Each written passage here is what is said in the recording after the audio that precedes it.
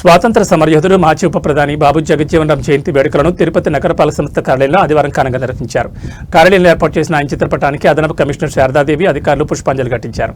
ఈ సందర్భంగా అదనపు కమిషనర్ మాట్లాడుతూ సామాజిక సమానత్వం కోసం నిరంతరం కృషి చేసిన మహనీయుడని, స్వాతంత్ర పోరాటంలో పాల్గొన్న గొప్ప యోధుడు జగజ్జీవన్ రామ్ అని కొనియాడారు. అణగారిన వర్గాల అభ్యున్నతికి, సమాన హక్కుల సాధనకు ఆయన ఎనలేని సేవలు అందించారని తెలిపారు.